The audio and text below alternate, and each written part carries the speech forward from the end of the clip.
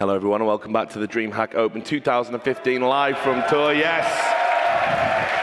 Please do give it up for the guests. We got Harstem here, guys. Big round of applause for the great foreign hope. There you go, mate. You've made it. We'll come back to you in a second. Though. We'll introduce the other two. We got Cass. We brought Nathanias in as well. You can see he's there. How have you been? I've barely seen you all day. Where have you been? I've just been enjoying the games, man. Chilling. Aren't you here to do some work as well or something? Like just what? I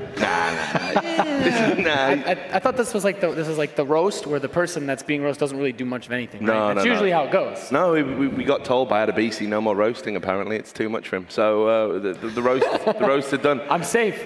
and on the end, it is the hometown hero. It is Todd. Thanks for joining us. But here's the important chap that I want to talk to. I've got to say, Kev, man, I'm really proud of you. I thought you had a great tournament. We were all rooting for you up here. I was definitely rooting for you. Are you happy with, getting to the round of 8? Yeah, pretty happy. It was the first time I ever made a top 8 in any tournament over, 3 years of pro gaming, so I was pretty happy. So what happened? Because we were all backing you to beat Hyun. I had a good feeling, year of Harstem, I believe. I've got the hashtag out there, I'm a full-time believer. But I don't know, you didn't seem to play your regular game. I think that's fair to say.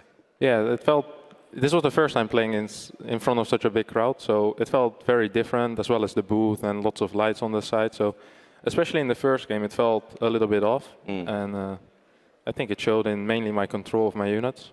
But the second game, I felt already a bit better. I was like, all right, the third game, we're going to make it. And then just 14-14 me, and I died. So yeah, you got wrecked in that one. but I got to say, here's something I've got to ask you, right? It's true. He did. He got wrecked. You're terrible. What's it terrible? That's just the facts. He knows it. It's okay. Look, we're all you can't just tell people they got wrecked. We're all grown-ups here. But you were singing in the booth. That's what it looked like anyway. But we were trying to figure out what you were doing because Todd thought you might just be saying like, I'm the best, I'm the best, I'm the best to like get yourself psyched up. But what were you really doing? I always listen to the same song before I play. At the start of the game, the first 3 minutes, I listen to Forget About Dre. And I sing along with it. Can you sing it a little bit? I don't think it's appropriate. Come on, don't be shy. It's easy, right?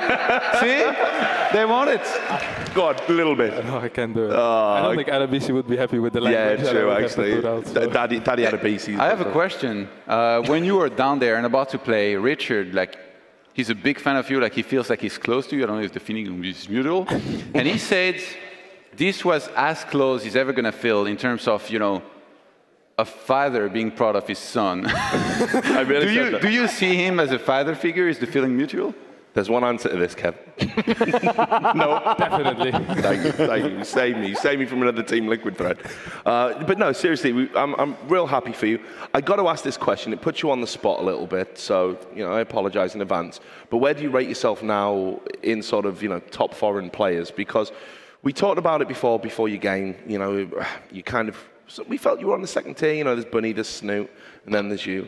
Do you think you've done enough in the build-up to this tournament and at this tournament to really sort of be talking about yourself as an elite foreigner now? I think to be an elite foreigner, you have to be better over a consistent period. I don't think one tournament performance is like, wow, now he's suddenly the best foreigner. That's not how it works. So we're going to have to see, maybe after WCS, if I do well, get the top 8, the top 4 there, then maybe you can say I'm tier 1. But right now, I still see myself as the second tier of foreigners with Snoot, Bunny, maybe Showtime up there. And did you speak to Snoot after the game when you beat him? Did you have a chance to talk or anything like that? No, I normally don't go up to my opponent after I beat them. No, after I beat them, it's a bit. Well, you don't just like good game, mate. Yeah, you shake hands. We don't go out. Good one there, buddy. I don't know. In Counter-Strike, it's different. We talk all the time after games. It's have a drink. Well, I wouldn't mind having a drink with him after, but I just went to bed, and the day after I just played, so I haven't had much chance to speak with him yet. So I want to ask your thoughts about who's going to win the tournament. Obviously, all the players that are still in it quite intimately. Partin's gone through to the final, so I guess in a way you kind of dodged that bullet. It seems like he's unstoppable at the moment. But do you think this is his tournament, or do you think any of the guys on the other side of the bracket can do anything to stop him? I think the final is going to be Partin against Gumiho, because Gumiho's style matches up very well against True, I feel like. And Partin has an 86% win rate against Terran, so it's going to be very difficult for Gumiho to win, but yeah, I think it's going to be a good final. And just finally, you'll enjoy this bit because you get to big up the crowd here. This is where you really get to take off. what's your experience been like? Because it's the first DreamHack in France. We've known for the longest time in esports that, you know, French crowds, they're great. They always turn up, they always cheer, they love their games. See, I'm doing it now, right? So they love me. But I mean, what's it been like for you overall here in Tour?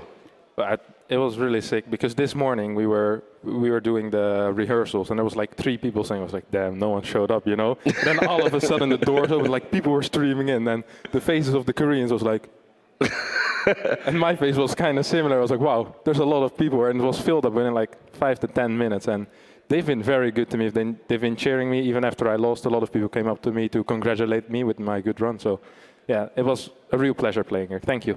There you go. Thanks for that. Yeah, they know. They know you're a top guy. So look, I'll involve you guys at this stage. Oh, thanks. Yeah. No, look, I told you, I love this guy. You know, people don't realize. I've known him. I remember when you were just, you know, this tall. when you first installed, you know, Boudoir. You know, I was there watching.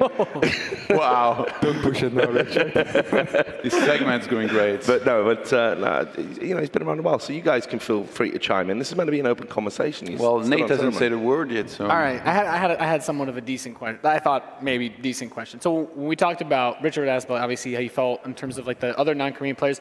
I know that a lot of times a lot of people think like Snoot and Bunny are kind of always going at odds. Do you have someone else that you feel in the foreign space of players that are close to your skill level, close to like Bunny and Snoot? Is there someone that you feel like you're being pushed by or that you regularly compete with, like a rival of sorts?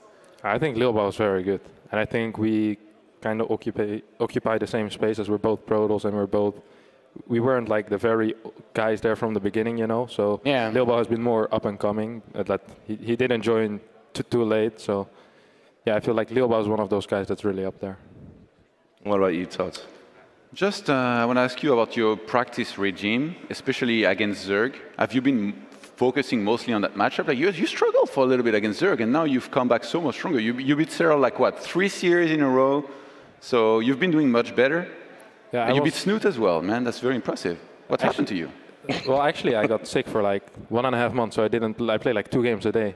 And after that, I played the WCS qualifiers with like almost no practice, and I made it in the last chance qualifier through the loser bracket. And I was like, all right, now it's time to play a lot. And at that point, I started feeling a lot better as well, so I could play like 30, 35 games a day, and it would only be against Zerg, like EIZO, Lambo, and True were the main 3 guys that I played against. Would play like 35, to 40 games a day. True was in Europe? Yeah, he's been in Europe for quite some time, so we played a lot, and that really helped. Well, look, we've got to wind the segment down because apparently we're on point to kind of, you know, go into this other semi-final. So I want to give you an opportunity to just do some shout-outs, you know, pimp out your sponsors, everything else that you need to do as a pro player. All right, pimp out my sponsors as well. Thanks, everyone. Well, thanks for Invasion Esports for supporting me and sending me to this tournament.